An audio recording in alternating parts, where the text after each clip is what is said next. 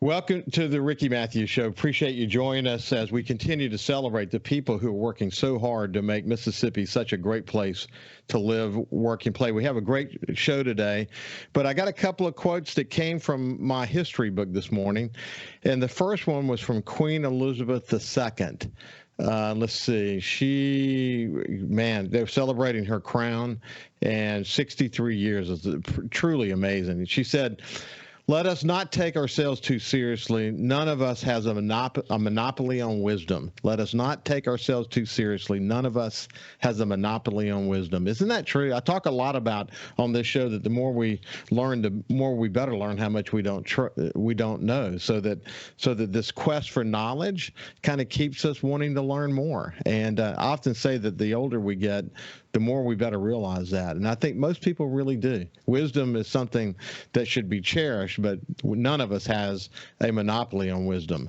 And here's another one that came across. Ruby Bridges, who actually is the first black student to attend an all-white school in Louisiana, who was born back in 1954. He said this: "When you start a new trail equipped with courage, strength, and conviction, the only thing that can stop you is you." Now, when I read that quote, I think about entrepreneurship. I can't help but think about entrepreneurship. When you start a new trail equipped with courage, strength, and conviction, the only thing that can stop you is you. Man, in every conversation I have with an entrepreneur, what you sense in them is just a radical, dogged determination. I mean, they want to achieve a goal, and it's not easy. It's not easy building a business from scratch. And our next two guests know that well. One is a seasoned entrepreneur. One is becoming a seasoned entrepreneur, and it's my friends Frank Wilem and his daughter Brittany Wilem Kahler. Actually, I almost left out your last name, Brittany. How you guys doing?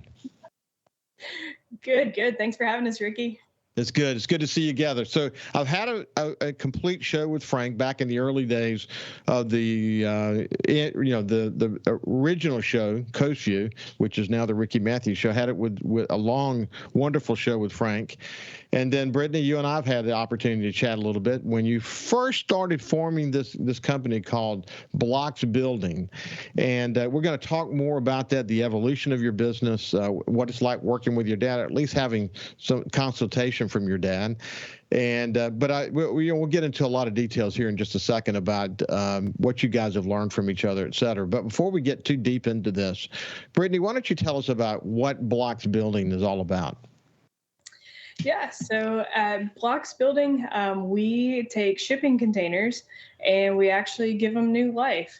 So after they have shipped cargo across the ocean to us, the containers get sold and we buy them direct from the shipping lines. And then we not only will sell the empty containers to folks who are just looking for storage and applications like that, but we'll also modify them, whether it's just with doors, windows, something to use on a job site, or if it's a full-blown hunting lodge, an office, and more recently, modular homes. Well, it's interesting because you're in a new location. We'll talk about that here in just a second. And as we discussed before we went on the air, business is good and getting better. So it's going to be interesting to watch this journey, this really innovative company that you guys are building. Frank, I come over to you. When you and I visit, we talked about the fact that you had written 4 novels. I don't know, have you been writing anymore? Well, I had continued for a while, but I've been put to work doing other things. And so I've got actually 2 more that are compilations of magazine or newspaper articles and blog posts. And then I did a little book I think I sent you a copy before it published it on Triton.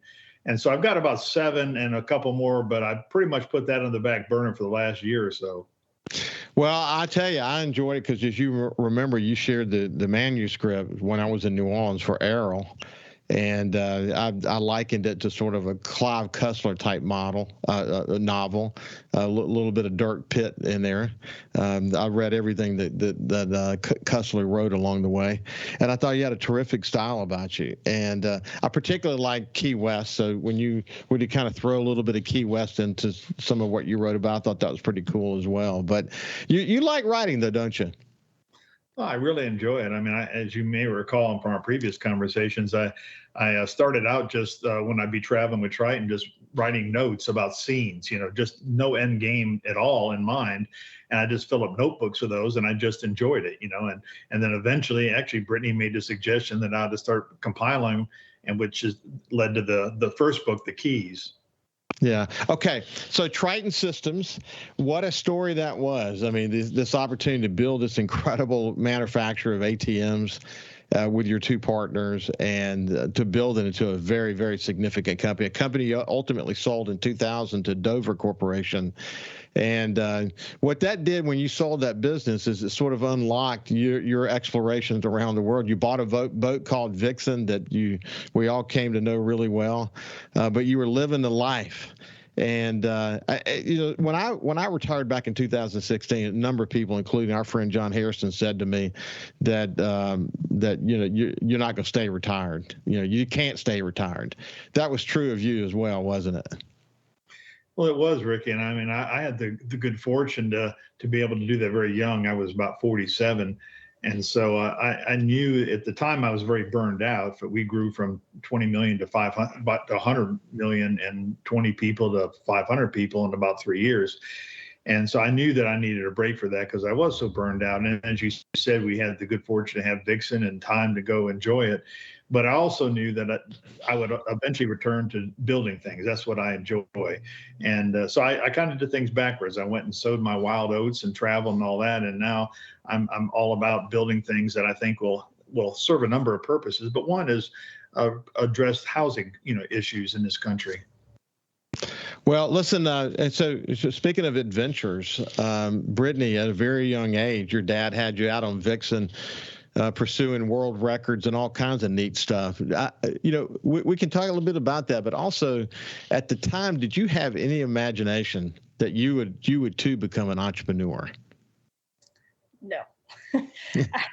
At the time, I don't know what I wanted to be at that stage of life. I think I was already past some of the crazier ideas. Like for example, she wanted to ride in the back of the garbage truck because she thought that was cool. I mean, who doesn't want to be able to do that?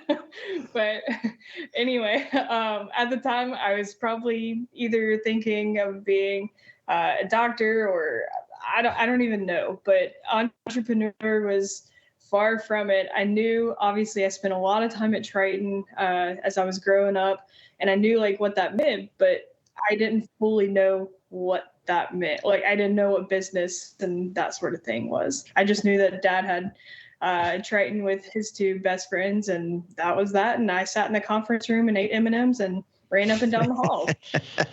And you got to travel to some really cool places and go to some great places. Y'all had annual trips that y'all would take together. I remember Frank posting about those things. And did you realize how lucky you were when you were on Vixen catching a marlin? At the time, no. I feel like at the time, everybody takes for granted what they're going through.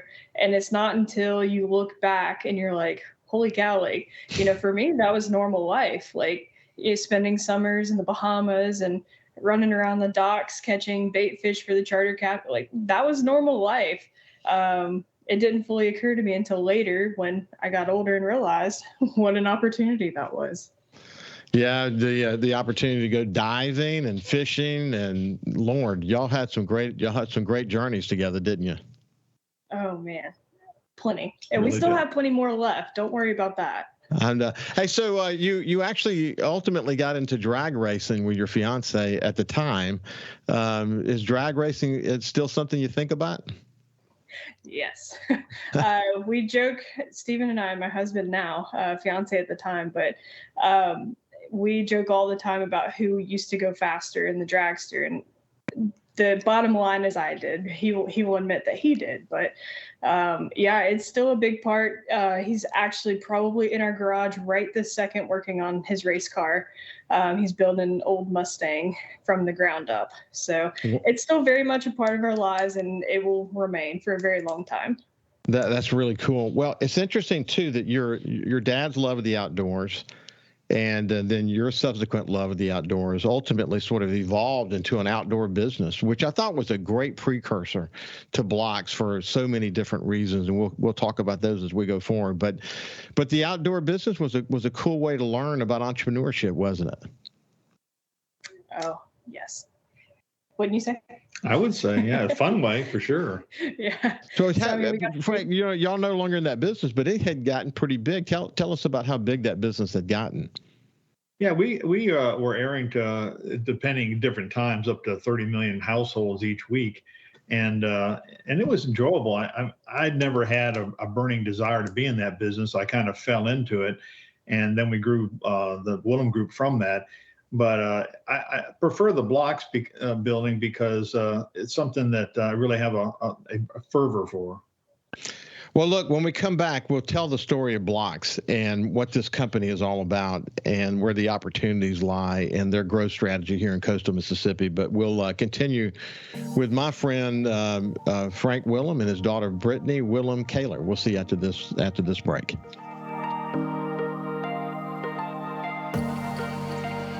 Welcome back to the Ricky Mathews Show. As I mentioned during the first segment, I've had separate shows with Frank Wilem talking about the Triton story, and then his daughter Brittany about the evolution, the early days actually of Bloxx, this company that she's building. Now she has the benefit of having her dad as an advisor, which I think is actually kind of cool. But Brittany, when you think about it, to what extent does your dad's success, you heard him talk about this, they built this company from scratch to this unbelievable number of employees to over 100 million in revenue in just a matter of a few years. To what extent does that hang out there for you as a goal that you want to achieve something very significant yourself? It's definitely a lofty goal to hit. It's intense, but the one thing that Dad has always said, as we've been building businesses together the last few years and now with Bloxx, the one thing that he's always said is, I know that we really achieved something with Triton, but to be honest, I hope that we achieve that and even more with Bloxx. I hope that we don't stop at what we accomplished with Triton. Hey, so let's go back, Brittany, for a second and remind people how this concept of Bloxx came about. Yeah, so we had a marketing agency, and then when we have always been really interested, well, I've always really been interested in real estate and that side of things. And of course, both Dad and I love building things. And we've always, the very first house that I bought, it was definitely a fixer-upper, and we had the best time figuring out how to fix up that house and the design on it and everything else about it. And so that was back in 2016 when I first moved back after graduating from college. And so we knew that we loved doing that sort of thing. But we were building the marketing agency and Find Your Outdoors together. And then when COVID came along and kind of rebooted us along with everybody else, we saw that there was a need in the market for housing and for just different solutions. And that's where it all came. I still remember the phone conversation we had. He called me up and he's like, "Hey, I have a crazy idea. I think that this is the time to do it." And it just launched from there. And that was, I still remember I was in the airport in Arizona flying back from a bachelorette trip, and we were having this conversation. And when I got back, it was full speed ahead on figuring out, how do we even make this happen? And 3 years ago. Yeah. And here we are today with Bloxx Building, and it's growing and prospering, and it's been fun. Hey, so Frank, you think about repurposing shipping containers as you guys are doing for hunting lodges and offices and homes and more. I can't help but think about after Hurricane Katrina, within just a few weeks after Hurricane Katrina, we had 100 architects and planners come together, led by the famed architect Andreas Joani. And we did these charrettes for all the coast cities, and it was an incredible discussion. Housing dominated the conversation because we had lost so many housing units here in coastal Mississippi, and this whole notion of the Katrina cottage and how you could do really cool things with small spaces really began to emerge. Where did this idea come from that shipping containers could be repurposed in this way? And it would not only create this cool way for people to, like the hunting lodges I've looked at that you guys have done, really, really cool, but it could ultimately actually become a housing solution as well. Where did this idea come from? Well, I'd like to say, Ricky, that, I'm so clever that I thought of it for the first time before anyone else, but it was being done in Australia and New Zealand and to some extent out in Colorado and California.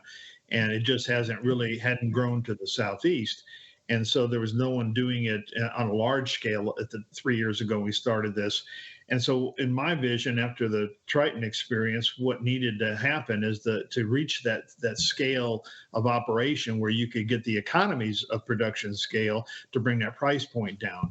And I think, you touched on something that's very, very akin, is that the Katrina cottages, I think they demonstrated a solution to the problem. The problem was the robustness. And I think that's where shipping containers stand out, is that they're made out of 4 tons of steel, designed to hold 67,000 pounds gross weight and stack 9 high, which is 500,000 pounds. So they're very, very robust. And you have the added advantage that you can move them, as opposed to stick building. So it seemed to us to be a unique solution to that problem. And I think Britt can expand on that too. Yeah. I mean, not only are they robust, I mean, considering the fact that we live in a hurricane prone zone, and after what we went through in Katrina, we knew that we needed another solution that would help to combat a lot of the lift and things like that you experience with hurricanes, tornadoes. So, I mean, it's not only a solution for here on the coast, but it's also a solution for, anywhere else, because you have you have tornadoes and other big catastrophic events. And not only are they robust, but they're durable as well. Like you said, they're made from 4 tons of steel, and if you put them on a good foundation, they're meant to stay there. Especially, you can pour the foundation and you can weld them down to a steel plate, and they're going to be there. Hey, so Brittany, where do you get your shipping containers from? We have a number of partners in the shipping business that we work with, and they, like I said, they have the containers. For some of them are called one trips, or they're basically brand new. They made one trip carrying cargo, and then they're sold to folks like us. Or we also buy what are called cargo worthy containers, which are more used. So they're going to have rust and dents.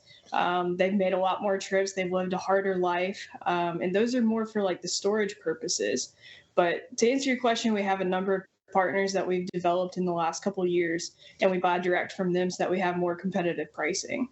Well, I'm actually curious about something, because I've seen how you guys can design a single unit, and then of course you see the possibilities as you connect these together in unique ways or stack them together in unique ways. How often are you guys together and thinking just innovatively and creatively to say, "Hey, I had an idea. We can do this." I mean, there's an incredible evolution that can occur when you get your heads around the possibilities, isn't there? Yes. We are pretty much constantly sending each other messages of, different ideas. And here lately, we've both been awake at 4 a.m. and that's when a lot of our good ideas are happening. And then as soon as we get into the office, well, a lot of times on the way to the office, I'll call him and say, "Hey, it's going to be a great day, but just so you know, like, you're about to walk into quite the idea frenzy." And then we sit down and it just goes to town from there. So when did you build your very first one? What was the date of building your very first building? I think that was September of 21, I believe, when we finished our first one. No, it was before that, because we took it to the extravaganza. That's right. Yeah, that's right. So it was in the early summer of 2021, and then that was called our Summit Lodge that we took up to the extravaganza in Jackson. And Clay Blaylock, he ended up buying that one, our very first one, and has it up in North Mississippi on his Lucky Duck hunting lodge there. Oh, that's cool. Yeah, the Mississippi Wildlife Extravaganza that the Mississippi Wildlife Federation has every year. Terrific opportunity to sort of unleash that. When you look at what's happened since then, and gosh, it's a really short period of time when you think about it. I know it seems like it's been a decade for you, but because you've gone from one location, you have a new location on 49. We'll talk about that here in just a second.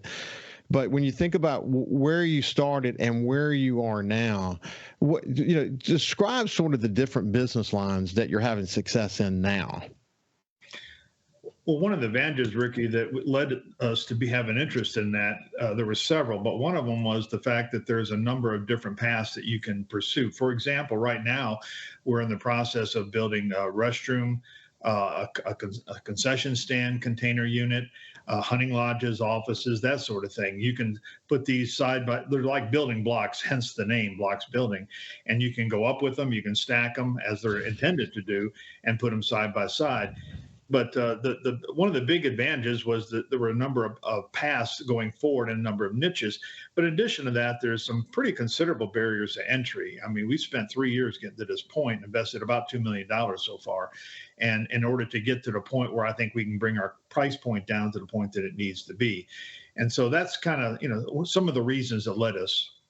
Yeah, it's your scale is hugely important, isn't it? I mean, when you've mentioned price point a couple of times, and the barrier to entry essentially is the equipment you need to place these and work on them, and building the capacity to be able to do that, and having enough scale, which is enough volume, that you can begin to pay for those capital expenditures, and also just have, usually when you have volume, it does reduce your costs. But there's a lot of risk in starting a business like this, isn't there? Oh yeah. But that I'm used to. But I will tell you that at this point in my life is a little less. I'm a little less anxious than I was with Triton, where we were worried about being able to make payroll. And at least now I don't have that kind of pressure. And I'm at a point where I can more enjoy watching Brittany work hard and go through what I did. Okay, so when we come back on the other side, we'll talk a little bit more about what these different possibilities are. In fact, where their sales are today, and we'll continue the conversation about what this incredibly innovative business, converting shipping containers to a bunch of different things. We'll see after this break. Well, we've heard it a bunch of times here on the Ricky Mathews Show from entrepreneurs and business owners, for that matter, that during COVID, it was the ultimate reset. Some people got super creative.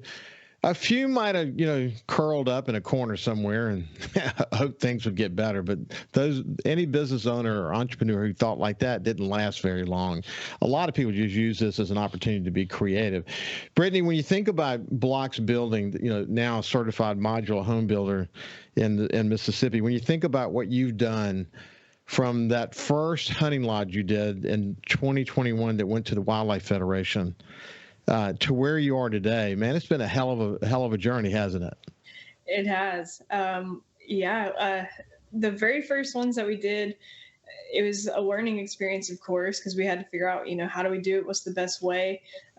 We spent a lot of time working with engineering, different things like that. And then we actually got a contract where we were building a bunch of offices for cryptocurrency. We had a big contract doing that. And then Bitcoin fell from 66,000 to 23,000. And suddenly we weren't building as many offices for cryptocurrency anymore. But all of that led up to being able to do modular homes as we were going through that process. That was quite a lengthy, extensive process, wasn't it? Oh, it was, yeah. But that was always the end game. Yeah, modular homes. I mean, I think about like a mobile home, or even some people might live even in a travel trailer. Not the safest of situations for a tornado or a hurricane area. Man, immediately what comes to mind, you're thinking about a shipping container in a home, is it's probably not going anywhere. I mean, that's the bottom line. It's an incredibly safe building, particularly if you strap it down and make sure it's not going to blow away, but it would have to be something pretty strong to blow it away. But you think about safety being a major selling characteristic of a shipping container. But how do you make a shipping container into a home that someone really wants to live in? Well, it's a fairly straightforward process. You've got your envelope basically that provides essentially the structure of the home, and then essentially inside there we sheetrock. We build with conventional materials, such that as opposed to say campers, as you mentioned, or mobile homes, which are made out of far less robust materials. And so what you've got is the best part of a stick built home, conventional built home, with the added value of the steel envelope. I mean, essentially, as you say, you're living in a fortress of steel. And so, and basically beyond that, you can do pretty much anything you want in a container as far as a house. You can clad them so that when you're done, you can't even tell it's a shipping container. And then you can do cutouts. You can do what's called bump outs, which extend the width of it, and you can put them together, stack them. So you got a lot of variables there. But the main thing you've got when you're done is something that's robust and durable. And not only that, but all of our designs, you hit on it with being certified modular home builders. Not only that, but we're the only ones in the entire country who are certified by the state of Mississippi to be able to build here. And that was what we worked on. That process was very lengthy and very expensive. And so that's what we were doing in the background while we were building offices and hunting lodges. And so all of our designs have been stamped off by an engineer. They're certified by the state of Mississippi. They're reviewed. We have a third-party inspection company. We really did it right, and we're the only people who are approved by the state of Mississippi to build using shipping containers. Hey, so obviously without naming names, but I'm curious about give us kind of a best practice around a modular home that you created for someone and they've done something unique and it's sitting out on some property somewhere and they're really enjoying it. Talk us through what that looks like and feels like. Well, I think I mentioned to you that a local friend of, I think both of ours, Clay Blaylock and his wife Karen, bought our very first unit that went that extravaganza. And it's up in North Mississippi on their Lucky Duck hunting area there.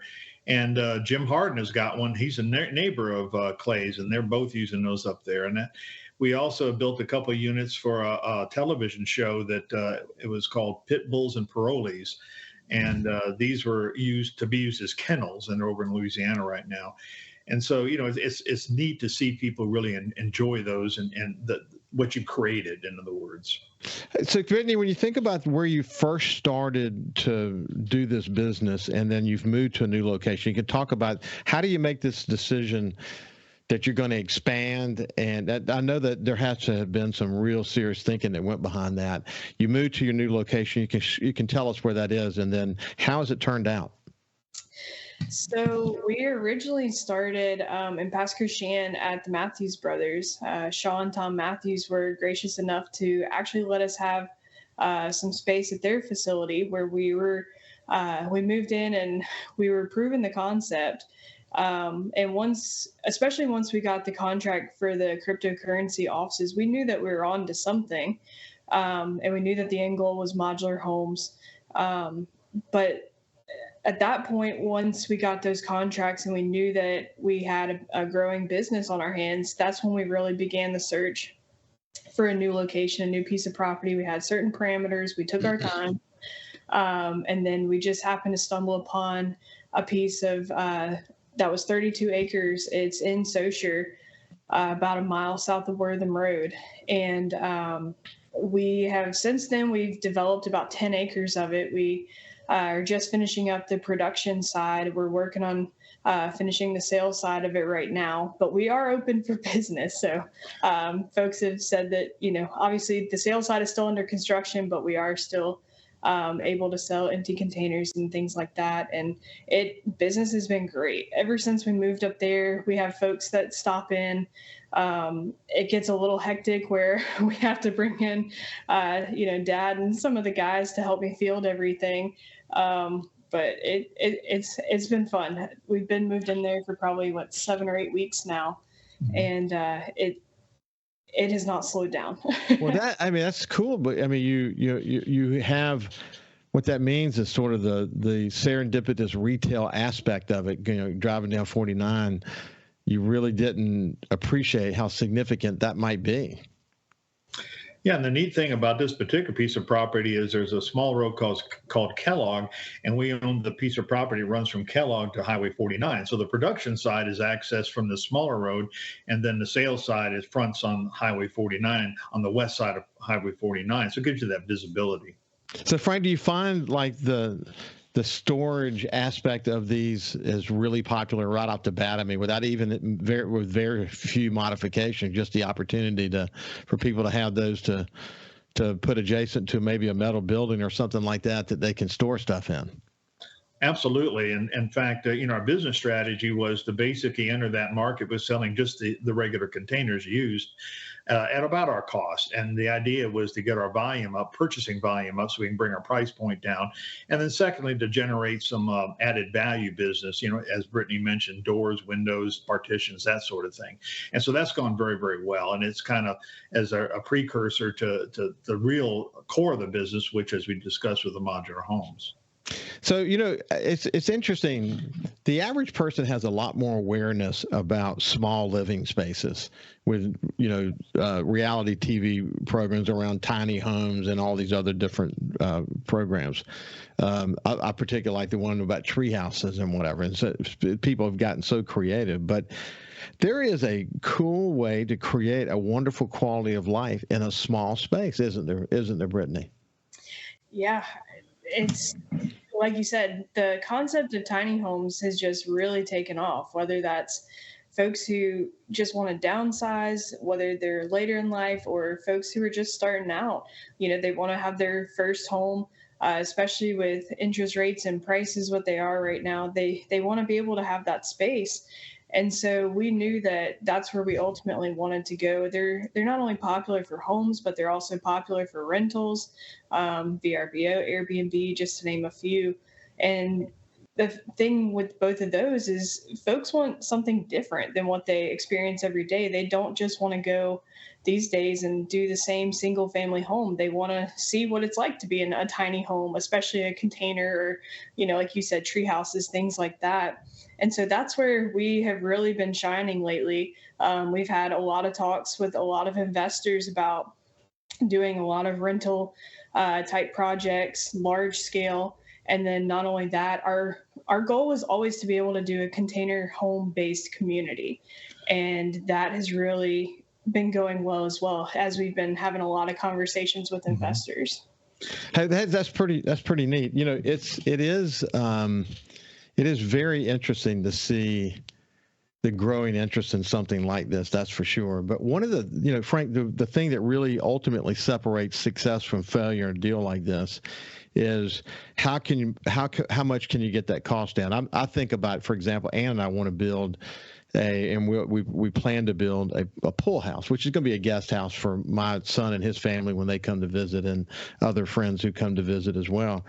But we're looking at a building cost these days way over $200 a square foot. And I remember after Katrina, that was one of the most important things that we needed to focus on, is how to keep the cost down as much as possible. When we come back on the other side, let's talk a little bit more about the nuts and bolts of the numbers and how scaling is going to enable you to get to a price point that's going to be really competitive. We'll see you after this break with my friend Frank Wilem and his daughter Brittany Kahler. We'll see you after this break. I can't help but bobble my head when I hear the music that Cal selected for the way we go out and come back into each of the segments. I'm really enjoying my visit with my two friends, Brittany Kahler and her father, Frank Wilem. Frank is a well-known entrepreneur here in coastal Mississippi, and as he pointed out earlier, had the distinction of selling this company when he was only 47 years old. And what an incredible success story it is. And now he's able to sort of serve as a mentor to his daughter. He's building this very innovative company called Bloxx. And it is a building company that, as they pointed out a few minutes ago, is actually a certified modular home builder. And we're going to talk about, because I have a sense that that's not something you just go apply for and get. There's a process for that, or we would have a bunch of these, which we don't in the shipping container arena. When we went to break, though, Frank, we're talking about the cost. If you think about the cost per square foot of a home today, I remember after Hurricane Katrina, we used to say, man, we need to get less than $100 per square foot. And we never could really figure that out. And then today it's not unusual to see $200 to $300 per square foot. What's your goal? Does doing this in a shipping container really enable you to potentially get the cost down on a square footage basis? I think it unquestionably does, Ricky. I mean, again, you've got the structure there, and at a very favorable price point. And by the way, just as a point of history, we got into this, and within the first 6 months, with COVID and such, the price of containers quadrupled. And so, but since that time, they've come down pretty dramatically, and they're still headed down. But yeah, I think that a price point right now of around 110 or 15 and $120, that range is achievable. But I think with the falling price of containers and our purchasing volume, which is increasing, and the engineering that we're doing to cost value these, I think it's possible we can get down around 100 or maybe less. Wow, that's incredible, actually. And Brittany, this at $100 to $125 per square foot. You're talking about a small space that people would be proud to live in. Absolutely. I mean, it has all the comforts of a larger home. It's just we downsized it. I mean, you can still have backsplash and granite and tiled showers and all the bells and whistles. We're just trying to do it at a better price point and faster too, because since we already have the shell, we can crank these out right now. We're looking at about 6 to 8 weeks, and we're actually looking to drastically decrease that amount of time and build up to 20 units per month. Well, hey, Frank, just going back to what the innovation enables, how many of these do you see potentially stacked together to create sort of a home for someone? What's the, I guess it's unlimited potential, but what's a cool possibility in terms of how many units someone could actually purchase? Well, I think you said it, Ricky. I mean, people are building apartment complexes out of these. I think there's one going on down in Orlando, and I think there's some out west, and we have some ideas about that as well. But doing 2 to 4 or 6 to 8, those are very realistic, and they're being done right now. There's $1 million container house in Austin, for example. But the other half of that is not only is it a good price point, but it's very durable. The other thing is down here we're faced with flood zones, and many times you have to elevate the houses. And one of the advantages of containers, they lend themselves to that very readily. In fact, it's actually cheaper to build with containers when you have to elevate, because there's no subfloor that you have to build as you do with conventional construction. And plus, which you're not, all your material and labor doesn't have to go back and up and down the stairs in order to build it. We build it all at ground level, and then when we take it on site, it's finished. Yeah, that's actually really cool. On the internet, on social media, from time to time, we see these containers being advertised, and they seem to be unrealistically low priced. Is there some scamming going on here? Yes. We've heard, and that's where a lot of our customers lately have come to us and said, we inquired about these, and they want your credit card up front. You can't go see them. And that's why at Bloxx, we've decided we're going to be different. If you want a container, come see it, pick it out. That is the exact number that is going to get written on your purchase contract. The first time that you see it will not be when it arrives to your home already paid for. You'll have already picked it out. Mm-hmm. And I think to your point about the scammers, Ricky, is that we had a couple containers that we saw advertised and had a picture of it on an internet post, on a Facebook post, and we had already bought and had both of those very containers sitting in our yard, and someone else was advertising them for sale. Wow, that's a little scary, but I think it's the point there is simply to know that when you're dealing with Bloxx Building company, you're finding your way around the potential scammers and dealing with a very reputable company that is actually a certified modular home builder. And as I mentioned, that can't be something that you just go check off on the box. We got less than a minute. Why is that important, Frank? It's important because when you take those into a community, you have to be able to demonstrate they've been constructed and approved by the state of Mississippi. Each of our containers, our modular homes, have a data plate just like a mobile home. Wow, that's really cool. Well, listen, we're going to keep up with you guys as we watch you continue to expand your location up there on 49, and it's been a fascinating conversation. I look forward to staying in touch, and just and there's no doubt in my mind you guys are going to be very successful. This has been Frank Wilem and Brittany Kahler from Bloxx Building, and have a great day, and we'll see you tomorrow.